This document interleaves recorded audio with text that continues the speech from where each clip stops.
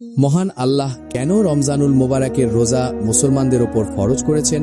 রোজা ফরজ হওয়ার কারণ কি? রোজা রাখলে মানুষ কি পায়? আর কি রমজানুল মোবারকে রিজিক বাড়িয়ে দেওয়া হয়? এই বরকতময় মাসে মহান আল্লাহ রহমত কিভাবে নাজিল হয়? রমজানুল মোবারকের পবিত্র মাসে শয়তানকে কেন বন্দী করা হয়? এই পবিত্র মাসে মহান আল্লাহ কত লাখ মানুষকে ক্ষমা করে দেন? মহান আল্লাহ এই মুবারক মাসে তার বান্দাদের ওপর এমন কোন 5টি বিশেষ দয়া করেন যা আগে কোনো উম্মতের ওপর করেননি? রমজানের প্রতিটি পবিত্র ও বরকতময় রাতে কত হাজার মানুষ ক্ষমা পায় আর কত লাখ মানুষ জাহান্নাম থেকে মুক্তি পায়? আর কারা সেই দুর্ভাগা মানুষ যারা এই পবিত্র মাসেও ক্ষমা পায় না? আর রমজানুল মুবারকে গুনাহ করা লোকদের ব্যাপারে হুজুর আকরাম সাল্লাল্লাহু তাআলা আলাইহি ওয়াসাল্লাম কোন কোন যন্ত্রণাদায়ক আযাবের কথা বলেছেন?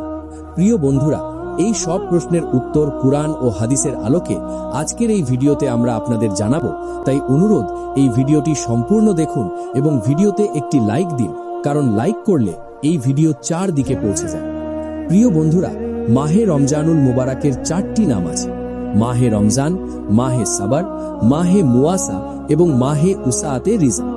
একে সাবারের মাস বলা হয় কারণ রোজাবার মহান আল্লাহ সন্তুষ্টির জন্য রোজা রেখে ধৈর্য ধারণ করে, আর মহান আল্লাহ সেই ধৈর্যের প্রতিদান দেন। যেমন মহান আল্লাহ ইরশাদ করেন, রোজা আমার জন্য আর আমি এর প্রতিদান। মাহে মুয়াসা অর্থ উপকার করা। যেহেতু এই মাসে মুসলমানরা বিশেষভাবে আত্মীয় স্বজনের সঙ্গে ভালো ব্যবহার করে এবং বেশি বেশি সওয়াব অর্জন করে, তাই একে মাহে মুওয়াসা বলা হয়। আর মাহে উসাআতে রিজা কারণ এই মাসে মহান আল্লাহ মানুষের রিজিক বাড়িয়ে দেন এবং গরিবরাও মহান আল্লাহ নিয়ামত ভোগ করে। হযরত সাইয়্যিদুনা আবু সাঈদ খুদরি রাদিয়াল্লাহু আনহু থেকে বর্ণিত, নবী করিম সাল্লাল্লাহু তাআলা আলাইহি ওয়াসাল্লাম ইরশাদ করেছেন, যখন মাহে রমজানের প্রথম রাত আসে তখন আসমানগুলোর দরজা খুলে দেওয়া হয় এবং শেষ রাত পর্যন্ত তা বন্ধ করা হয় না। যে কোনো বান্দা এই মোবারক মাসের যে কোনো রাতে নামাজ পড়লে মহান আল্লাহ তার প্রতিটি সিজদার বদলে ১৫০০ নেকি লিখে দেন এবং তার জন্য জান্নাতে লাল ইয়াকুব দিয়ে একটি মহল নির্মাণ করা হয়। আর আকা করিম সাল্লাল্লাহু তাআলা আলাইহি ওয়াসাল্লাম আরও ইরশাদ করেছেন, যে ব্যক্তি মাহে রমজানের প্রথম রোজা রাখে তার আগের সব গুনাহ মাফ করে দেওয়া হয় এবং সকাল থেকে সন্ধ্যা পর্যন্ত তার জন্য ৭০০,০০০ ফেরেশতা মাগফিরাতের দোয়া করতে থাকে। আর রাত ও দিনে সে যখনই সিজদা করে তার প্রতিটি সিজদার বদলে জান্নাতে এমন একটি গাছ লাগানো হয় যার ছায়ায় একজন ঘোড়সওয়ার ৫০০ বছর পর্যন্ত ঘোড়া চালাতে পারে। হযরত সাইয়্যিদুনা আবু সাঈদ খুদরি রাদিয়াল্লাহু আনহু থেকে বর্ণিত, নবী করিম সাল্লাল্লাহু তাআলা আলাইহি ওয়াসাল্লাম ইরশাদ করেছেন, 5 ওয়াক্ত নামাজ এক জুমা থেকে আরেক জুমা পর্যন্ত এবং এক রমজান থেকে আরেক রমজান পর্যন্ত মাঝখানের গুনাহগুলোর কাফফারা হয়ে যায় যতক্ষণ বড় গুনাহ থেকে বেঁচে থাকা হয়। আর হযরত সাইয়্যিদুনা আব্দুল্লাহ ইবনে মাসউদ রাদিয়াল্লাহু আনহু থেকে বর্ণিত, নবী করিম সাল্লাল্লাহু তাআলা আলাইহি ওয়াসাল্লাম ইরশাদ করেছেন, রমজান শরীফের প্রতি রাতে আসমানে সুবহে সাদিক পর্যন্ত একজন ঘোষণাকারী ফেরেশতা ঘোষণা করতে থাকে, হে ভালো কাজের ইচ্ছা পোষণকারী, তোমার নিয়ত মজবুত করো এবং খুশি হয়ে যাও, আর হে মন্দ কাজের ইচ্ছা করা ব্যক্তি, মন্দ কাজ থেকে বিরত থাকো। আছে কি কেউ ক্ষমা প্রার্থনা করার যাকে ক্ষমা করে দেওয়া হবে? আছে কি কেউ তওবা করার যার তওবা কবুল করা হবে? আছে কি কেউ দোয়া করার যার দোয়া কবুল করা হবে? আছে কি কেউ প্রার্থনাকারী যার প্রার্থনা পূরণ করা হবে? মহান আল্লাহ রমজানুল মুবারকের প্রতিটি রাতে ইফতারের সময় ৬ লক্ষ গুনাহগারকে জাহান্নাম থেকে মুক্ত করে দেন। আর ঈদের দিনে পুরো মাসের সমান গুনাহগারদের ক্ষমা করে দেওয়া হয়। আর আরেক রেওয়ায়াতে হযরত মুহাম্মদ মুস্তাফা সাল্লাল্লাহু তাআলা আলাইহি ওয়াসাল্লাম ইরশাদ করেছেন, মাহে রমজানুল মুবারকের প্রতিটি দিনে মহান আল্লাহ ১০ লক্ষ মানুষকে জাহান্নাম থেকে মুক্ত করে দেন। হযরত সৈয়দুনা আব্দুল্লাহ ইবনে আব্বাস রাদিয়াল্লাহু আনহু থেকে বর্ণিত, নবী করিম সাল্লাল্লাহু তাআলা আলাইহি ওয়াসাল্লাম ইরশাদ করেছেন, মহান আল্লাহ মাহে রমজানে প্রতিদিন ইফতারের সময় এমন ১০ লক্ষ গুনাহগারকে জাহান্নাম থেকে মুক্ত করেন যাদের ওপর গুনাহের কারণে জাহান্নাম ওয়াজিব হয়ে গিয়েছিল। আর জুমার দিন ও রাতের প্রতিটি মুহূর্তে এমন আরও ১০ লক্ষ গুনাহগারকে জাহান্নাম থেকে মুক্ত করা হয় যারা মহান আল্লাহর আযাবের যোগ্য হয়ে গিয়েছিল। হযরত সৈয়দুনা আব্দুল্লাহ ইবনে আব্বাস রাদিয়াল্লাহু আনহু থেকে আরও বর্ণিত, নবী করিম সাল্লাল্লাহু তাআলা আলাইহি ওয়াসাল্লাম ইরশাদ করেছেন, যখন রমজানুল মুবারকের প্রথম রাত আসে তখন আরশে আজিমের নিচ থেকে মাসিরা নামের একটি বাতাস প্রবাহিত হয়, যা জান্নাতের গাছগুলোর পাতা নাড়িয়ে দেয়। এই বাতাসে এমন সুন্দর শব্দ সৃষ্টি হয় যার চেয়ে সুন্দর আওয়াজ আজ পর্যন্ত শোনা যায়নি। এই আওয়াজ শুনে বড় বড় চোখওয়ালা সুন্দর হুরেরা বেরিয়ে আসে, এমনকি তারা জান্নাতের উঁচু প্রাসাদগুলোর ওপর দাঁড়িয়ে যায়। তখন সেই হুরেরা বলে, আছে কি কেউ যে আমাদের মহান আল্লাহর কাছে চাইবে এবং আমাদের সঙ্গে তার নিকাহ হয়ে যাবে? এরপর সেই হুরেরা জান্নাতের দরগাকে জিজ্ঞেস করে, আজ এটা কেমন রাত? তখন জান্নাতের দরগা হযরত রিজওয়ান আলাইহিসসালাম হুরদের বলেন, এটা মাহে রমজানুল মুবারকের প্রথম রাত। জান্নাতের দরজাগুলো উম্মতে মুহাম্মাদিয়ার রোজাদারদের জন্য খুলে দেওয়া হয়েছে। প্রিয় বন্ধুরা, রেওয়ায়াতে আসে, যখন রমজানুল মুবারক আসে তখন নবী আকরাম সাল্লাল্লাহু তাআলা আলাইহি ওয়াসাল্লামের মুবারক রং বদলে যেত। আপনি ইবাদত আরও বেশি করতেন এবং মহান আল্লাহর দরবারে খুব বেশি দোয়া করতেন।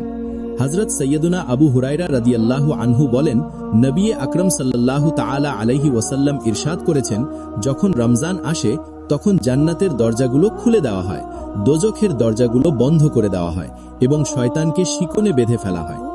প্রিয় বন্ধুরা, রমজানুল মুবারকের মাস সেই মাস যাতে বান্দা মহান আল্লাহর সন্তুষ্টি অর্জন করতে পারে। এই কারণেই মহান আল্লাহ রমজানুল মুবারকে শয়তানকে বন্দী করে দেন, যেন সে আমার ও আমার বান্দাদের মাঝখানে বাধা না হতে পারে এবং বান্দারা আমার ইবাদত করে বেশি বেশি আমার নৈকট্য অর্জন করতে পারে।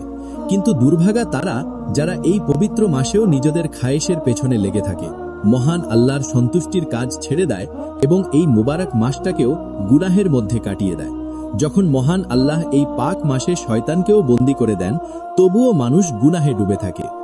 প্রিয় বন্ধুরা, হুজুর আকরাম সাল্লাল্লাহু তাআলা আলাইহি ওয়াসাল্লাম ইরশাদ করেছেন, যারা এই মুবারক মাসেও গুনাহ থেকে বিরত থাকে না, তাদের ব্যাপারে নবী করিম সাল্লাল্লাহু তাআলা আলাইহি ওয়াসাল্লাম কি বলেছেন? হযরত সৈয়দুনা উম্মে হানি রাদিয়াল্লাহু আনহা থেকে বর্ণিত, নবী আকরাম সাল্লাল্লাহু তাআলা আলাইহি ওয়াসাল্লাম ইরশাদ করেছেন, আমার উম্মত ততক্ষণ পর্যন্ত লাঞ্ছিত ও অপমানিত হবে না যতক্ষণ তারা মাহে রমজানের হক আদায় করতে থাকবে। তখন আরজ করা হলো, ইয়া রাসূলুল্লাহ, রমজানের হক নষ্ট করা আর উম্মতের লাঞ্ছিত হওয়া কি? তখন নবী আকরাম সাল্লাল্লাহু তাআলা আলাইহি ওয়াসাল্লাম ইরশাদ করলেন, রমজান মাসে হারাম কাজ করা। এরপর আরও বললেন, যে ব্যক্তি মাহে রমজানে জিনা করে বা মদ পান করে, মহান আল্লাহ এবং তার সব ফেরেশতা পরবর্তী রমজান পর্যন্ত তার ওপর লানত করতে থাকবেন। অতঃপর যদি সে ব্যক্তি পরবর্তী রমজানের আগে মারা যায়, তবে তার কাছে এমন কোনো নেকি থাকবে না যা তাকে জাহান্নামের আগুন থেকে রক্ষা করতে পারে। তাই মাহে রমজানের ব্যাপারে ভয় করো, কারণ যখন এই মাসে নেকি বাড়িয়ে দেওয়া হয়, তেমনি গুনাহের হিসাবও কঠিন হয়। প্রিয় বন্ধুরা, এবার কথা বলি, রোজা রাখার উদ্দেশ্য কি? রোজা কার উপর ফরজ আর কারা রমজানে রোজা না রাখার অনুমতি পায়? এ প্রসঙ্গে মহান আল্লাহ কুরআন পাকের সূরা বাকারাতে ইরশাদ করেন, হে ঈমানদারগণ, তোমাদের ওপর রোজা ফরজ করা হয়েছে যেমন তোমাদের পূর্ববর্তীদের ওপর ফরজ করা হয়েছিল, যেন তোমরা পরহেজগার হয়ে যাও। আর এগুলো গোনা কয়েকটি দিন। সুতরাং তোমাদের মধ্যে যে অসুস্থ বা সফরে আছে, সে অন্য দিনে সেই সংখ্যা পূর্ণ করবে। আর যারা তা সহ্য করতে পারে না, তারা বদলে একজন মিসকিনকে খাবার দেবে। আর যে নিজের পক্ষ থেকে আরও ভালো কাজ করে, তা তার জন্য উত্তম। আর রোজা রাখা তোমাদের জন্য বেশি ভালো, যদি তোমরা জানতে। প্রিয় বন্ধুরা, এই আয়াতে কারিমায়ে মহান আল্লাহ রোজার উদ্দেশ্য বর্ণনা করেছেন। হে ঈমানদারগণ, তোমাদের ওপর রোজা ফরজ করা হয়েছে যেন তোমরা মুত্তাকি ও পরহেজগার হয়ে যাও। এই আয়াতেই মহান আল্লাহ তাদের কথাও বলেছেন যাদের রমজানের রোজা না রাখার অনুমতি আছে। মহান আল্লাহ ইরশাদ করেন, যদি তোমরা অসুস্থ হও বা সফরে থাকো। এখান থেকে জানা যায়, সরই সফরে থাকা মুসাফিরের ওপর রোজা ফরজ নয়, সে রোজা ছাড়তে পারে। আর যে এতটাই অসুস্থ যে রোজা রাখতে পারে না, তাকেও মহান আল্লাহ রোজা ছাড়ার অনুমতি দিয়েছেন। কারণ মহান আল্লাহ বলেন, আমি তোমাদের ওপর কষ্ট চাই না, সহজ চাই। প্রিয় বন্ধুরা, যেমন মহান আল্লাহ প্রত্যেক মুসলমানের ওপর নামাজ ফরজ করেছেন, তেমনি মাহে রমজানুল মোবারকের রোজাও ফরজ করেছেন। আর এটা প্রত্যেক আকিল বালেগ মুসলমান নারী পুরুষের ওপর ফরজ। এখন বন্ধুরা, রমজান শেষ হবার আগে তোমাদের এই তিনটি কাজ অবশ্যই করতে হবে।